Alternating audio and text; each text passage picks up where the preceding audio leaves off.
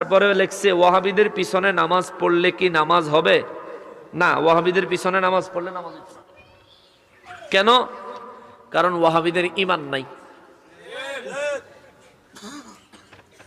তে এক নম্বরে কয় নবী বেলে মরে গেছে। যে নবী মরে গেছে সেই নবী অতীত, তাইলে এখন বর্তমানে ওই নবীর কালেমা পড়া মুসলমান হওয়ার সুযোগ। তাহলে যে বলছে নবী মরে গেছে, আমি বলি আমার নবী জিন্দা হায়াতুন নবী, আমার নবী হায়াতুন নবী, জিন্দা নবী। যে বলে নবী মরে গেছে সে ওয়াহাবী। আমি যে নবীর উম্মত সে ওই নবীর উম্মত না, অতএব সে তো আমার নবীর উম্মতই না, তার পিছে আবার কি নামাজ?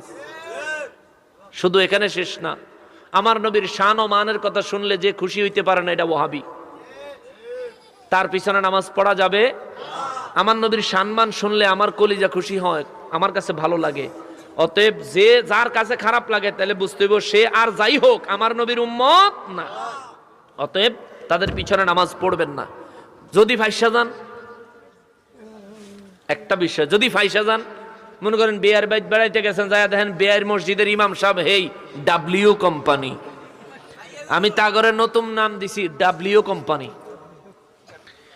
তো এখন ডাব্লিউ কোম্পানির ইমাম সাহেব যদি দেখেন তাইলে আপনি কি করবেন? গেছেন তো বিয়ার বাইত, মসজিদও গিয়ে উঠছেন, জামাতেরও টাইম, এই সময় কি করবেন? আপনি জামাতে নামাজে দাঁড়াবেন, কিন্তু একটা দায়িত্ব 2000 ইমাম কইেন না। আপনি নামাজে দাঁড়াইবেন, আল্লাহু আকবার নিয়ত করে সূরা কেরাত পড়ে অপেক্ষা করবেন।